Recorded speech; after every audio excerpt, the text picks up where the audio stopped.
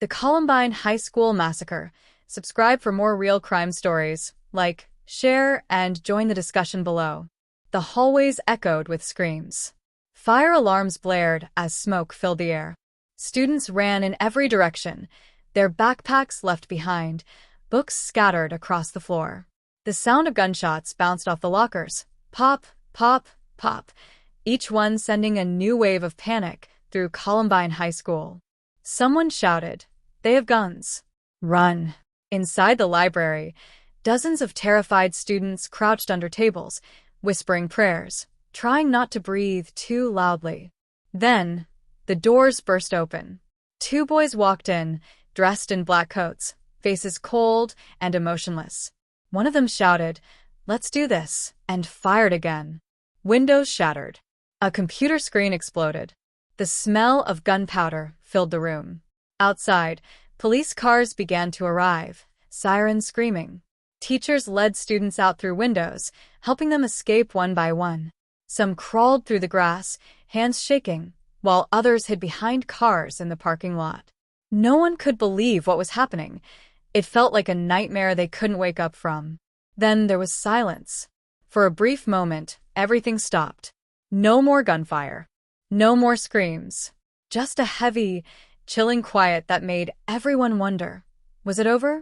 But deep inside the school, the two gunmen were still moving, and they weren't finished yet. Hours earlier, that day had begun like any other at Columbine High School in Littleton, Colorado. It was a bright Tuesday morning, April 20th, 1999. The hallways buzzed with laughter and chatter. Students talked about prom, homework, and weekend plans. No one had any idea what was about to happen. Eric Harris, 18, and Dylan Klebold, 17, walked into the school looking like regular seniors. They had been planning something for months, something dark and terrible. To everyone else, they just looked like two quiet boys, maybe a little different, but nothing dangerous. They even smiled at a few classmates that morning.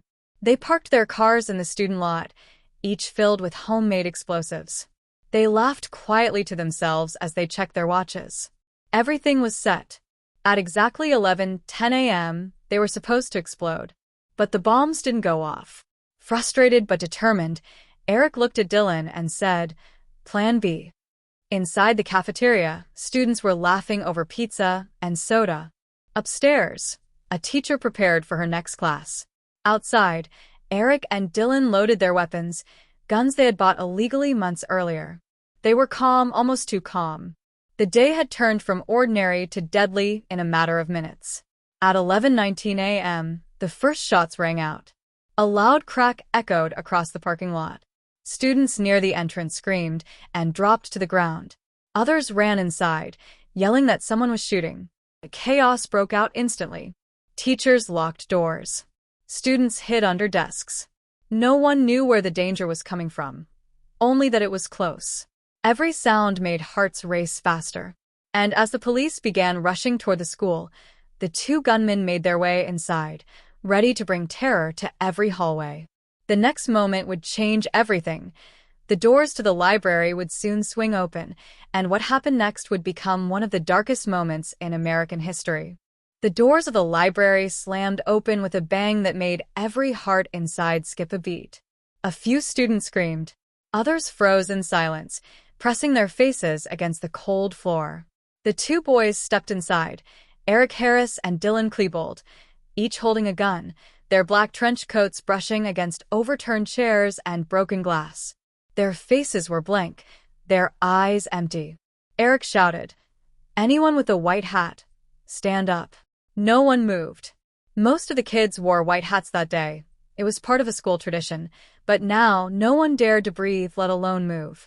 Dylan laughed, a cold, chilling laugh that echoed through the room. "Fine," he said. "We'll find them ourselves." They started firing randomly. Books flew off shelves. Computers sparked as bullets ripped through them. The smell of gunpowder mixed with fear. Every sound felt louder. The clicking of empty shells hitting the floor, the crying, the whispering. Some students prayed softly under their breath, hoping the noise wouldn't draw attention. Outside, police surrounded the building, but they didn't yet know how bad things were inside. Officers crouched behind cars, guns drawn, waiting for orders.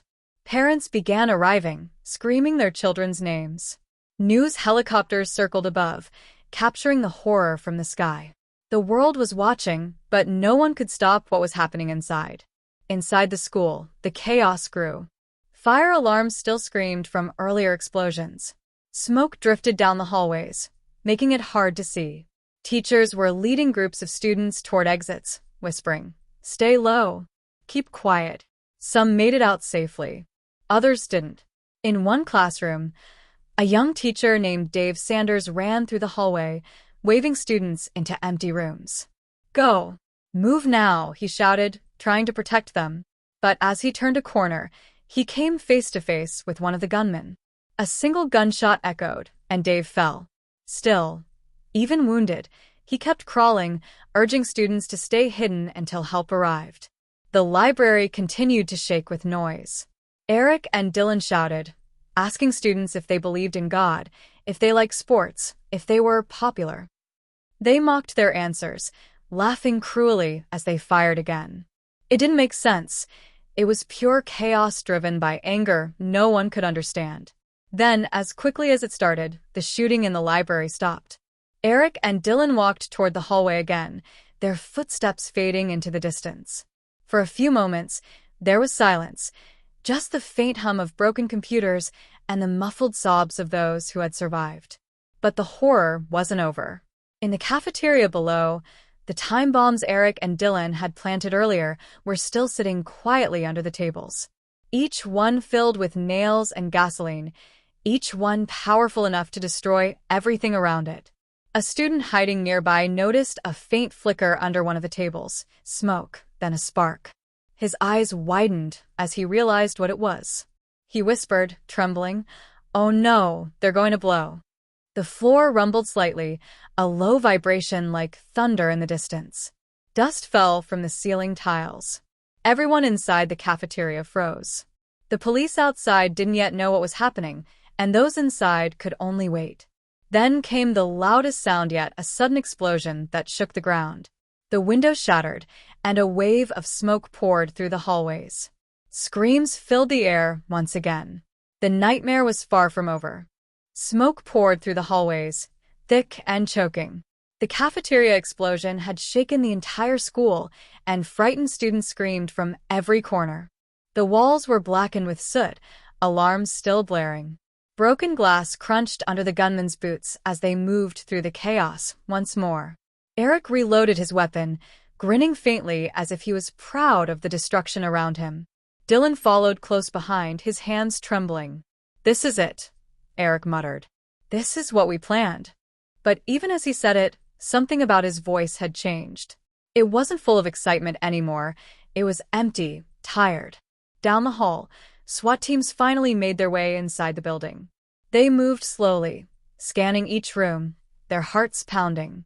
The radio crackled. "We got students down in the library. Repeat, multiple injured." The officers could hear faint cries through the smoke. They had to get there fast, but they didn't yet know where the shooters were. Meanwhile, in one of the classrooms, a group of students huddled together. Some were whispering prayers, others just stared blankly, too scared to speak. A teacher held their hands and whispered, "We're going to be okay. Stay down and stay quiet." Every sound outside made them jump. Every footstep felt like it was coming closer. Eric and Dylan reached the library again. The once quiet room was now a place of wreckage, broken furniture, shattered windows, scattered papers. They looked around, almost like they were seeing the damage for the first time. Dylan sighed, lowering his weapon. "We did it," he said softly. "But why doesn't it feel like enough?" Eric didn't answer. He stared at the smoke rising outside through a cracked window. The sound of sirens filled the air. He knew the police were closing in. The plan was falling apart. The bombs hadn't worked the way they wanted. The world outside wasn't burning, it was waiting. "Do you think they'll remember us?" Dylan asked. Eric's eyes narrowed. "Yeah," he said quietly. "They'll remember." The two boys sat down near a row of computers. For a moment, everything went strangely calm. The gunfire stopped. The shouting faded. It was as if time had frozen inside those walls. Outside, officers were preparing to rush in. Inside, the two gunmen looked at each other, a silent understanding passing between them. Then, almost at the same time, two final gunshots echoed through the school. And then, silence. Minutes later, SWAT officers burst into the library, shouting commands. What they found stopped them cold. The two shooters were gone, having taken their own lives. The horror that had gripped Columbine High School was finally over, but the damage they left behind would never fade. The wounded were carried out one by one. Some were crying, others too shocked to speak. Teachers clung to their students, not wanting to let go. Outside, parents ran forward, hoping, praying, to see their children alive. Reporters crowded the streets, their cameras capturing every tear, every scream, every moment of disbelief. When the final count came in, 13 innocent lives had been lost that day, 12 students and 1 teacher. Dozens more were injured. The entire country watched in heartbreak as the story unfolded. No one could understand how something so terrible could happen in a quiet suburban town like Littleton. In the days that followed, makeshift memorials appeared outside the school, flowers, candles, handwritten notes, and photographs. People stood together, crying, holding hands, trying to find meaning in what they had seen. The tragedy of Columbine would change everything: how schools protected students, how the nation talked about mental health, and how deeply the word Columbine would forever echo in America's memory. Even years later, people would still ask the same question that haunted everyone who survived that day. How could something so unimaginable happen in a place meant to be safe? And the silence that followed that question would be just as heavy as the one that fell over the school when the final shots were fired.